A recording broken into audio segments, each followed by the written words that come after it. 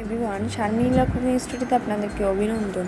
আজ আমি আপনাদেরকে করে দেখাবো পারফেক্ট ছানার রেসিপি। তো এর জন্য আমার লাগবে 3 টেবিল চামচ পরিমাণ ভিনেগার আর 1 কেজি লিকুইড তরল দুধ। প্লাস এটা অবশ্যই গরুর দুধ হতে হবে এবং ফুল ক্রিম যুক্ত, তাতে ছানাটা ভালো হবে। ভিউয়ার্স, এটা লেবু দিয়েও করতে পারবেন, 3 টেবিল চামচ পরিমাণ লেবু নিলেই হবে। তো আমি আজকে ভিনেগার দিয়ে করব। প্রথমেই আমি চুলাতে দিয়ে দিব একটি প্যান, দিয়ে 3 টেবিল চামচ পরিমাণ দিয়ে দিব পানি।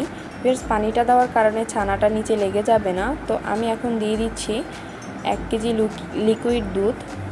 দিয়ে এটা একটা স্প্যাচুলা বা কাঠের খুন্তির সাহায্যে সুন্দর মতো নেড়ে দিতে হবে। ভিউয়ার্স, এটার মধ্যে কখনোই খুন্তি বা চামচ ইউজ করা যাবে না, তাতে ছানাটা ভালো জমবে না।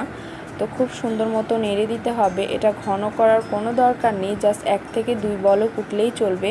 ঠিক তখনই আমরা ভিনেগারটা অ্যাড করব। ভিউয়ার্স, ভিনেগারটা খুব আস্তে আস্তে অ্যাড করব, একসাথে কখনোই দিবেন না, তাতে ছানাটা ভালো হবে না। যখনই বলক দেখবেন ভিউয়ার্স এভাবে বলক উঠে যাবে, ঠিক তখনই আপনারা 1 টেবিল চামচ পরিমাণ ভিনেগার দিয়ে দিবেন। দিয়ে একটা স্প্যাচুলার সাহায্যে সুন্দর মতো কন্টিনিউয়াস নেড়ে দিবেন। যদি ভিনেগার দেওয়ার পর না নাড়েন তাহলে ছানাটা ভালো হবে না। তো আমি 1 হাত দিয়ে ভিনেগার অ্যাড করব আর 1 হাত দিয়ে খুব সুন্দর মতো নেড়ে দিব। ফের ছানাটা জমতে শুরু করেছে, তখনই দেখবেন পানিটা এরকম সবুজ হয়ে গিয়েছে, তখনই আপনারা ভিনেগারটা দেওয়া অফ করে দিবেন। তো ভিউয়ার্স, আমার ছানাটা হয়ে গিয়েছে, দেখুন পানিটা পুরো সবুজ হয়ে গিয়েছে। তো আমার 2.5 টেবিল চামচ পরিমাণ ভিনেগার লেগেছে, হাফ টেবিল চামচ পরিমাণ বেঁচে গিয়েছে। তো আমি একটা স্প্যাচুলার সাহায্যে উঠিয়ে দেখাচ্ছি ভিউয়ার্স ছানাটা কেমন হয়েছে। বেশ ছানাটা খুবই সুন্দর হয়েছে। তো আমি এখন এটা নামিয়ে নিব। তো ভিউয়ার্স, হাফ টেবিল চামচ পরিমাণ ভিনেগার বেঁচে গিয়েছে। আর ভিউয়ার্স, ছানাটা এখনও ওর পানিটা খুবই গরম। তো আমি এটা হালকা ঠান্ডা করে ছেঁকে নিব। তো আমি যেখানে পানি ছাঁকি কাজ করি সেইখানে আমি একটা ছাঁকনি দিয়ে এটার উপরে দিয়ে দিব একটা কাপড়, সুতি কাপড়। ভিউয়ার্স, আপনারা চাইলে ওড়না ইউজ করতে পারেন, কোনো কালারিং কাপড় ইউজ করবে না, তাতে ছানার গায়ে কালার লেগে যাওয়ার সম্ভাবনা থাকতে পারে।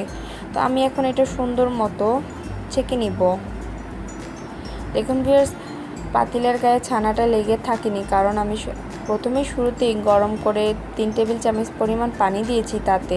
তো আমি এখন সুন্দর মতো ছানাটা ধুয়ে নিব, যাতে ভিনেগারের টক ভাব বা ভিনেগারের গন্ধ থাকলে সেটা চলে যায়। খুব সুন্দর মতো পানির নিচে ধুতে হবে এবং এটা সুন্দর।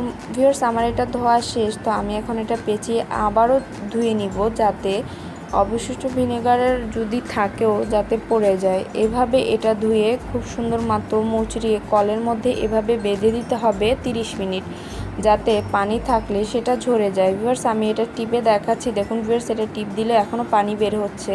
তো আমি এখন 30 মিনিট রেখে দিব। তো ভিউয়ার্স, আমার 30 মিনিট শেষ। এখন আমি এটা নামিয়ে একটা পাত্রে নিয়ে দেখাচ্ছি ছানাটা কেমন হয়েছে। তো ভিউয়ার্স, দেখুন পানি ঝরে এটা একটা বল আকৃতির হয়ে গিয়েছে। তো আমি এখন এটা বলটা ছুটিয়ে নিব। তো দেখুন ভিউয়ার্স, ছানাটা খুব সুন্দর হয়েছে। ভিউয়ার্স, আপনারা ছানাটা করার সময় লক্ষ্য রাখবেন ছানাটা যেন বেশি ড্রাই না হয়ে যায়। বেশি ড্রাই হলে ছানাটা ভালো হবে না, মিষ্টিটা। তো যদি পানি থাকে তাহলে এটা বিছিয়ে দিবেন, যাতে অবশিষ্ট পানিটা শুকিয়ে যায়। তো ভিউয়ার্স, আমি এটা সামান্য একটু বল করে আপনাদেরকে দেখাচ্ছি। দেখুন ভিউয়ার্স, এটা আমার খুব সুন্দরভাবে ছানাটা তৈরি হয়েছে। তো ভিউয়ার্স, আমার রেসিপি ফলো করে আপনারা এইভাবে ছানা বানান। আমি শিওর দিয়ে বলতে পারি, এভাবে আপনারা ছানা বেলানে আপনাদের মিষ্টি কখনোই ভাঙবে না এবং ফেটে যাবে না। তো ভিউয়ার্স, আমার ভিডিওটি ভালো লাগলে অবশ্যই আপনারা বাসায় বসে ট্রাই করবেন। প্লিজ ভিউয়ার্স, আমার ভিডিওটি আপনাদের ফ্রেন্ডস অ্যান্ড ফ্যামিলির সাথে শেয়ার করবেন আর আমার চ্যানেলটি অবশ্যই সাবস্ক্রাইব করবেন। আসসালামু আলাইকুম, ধন্যবাদ।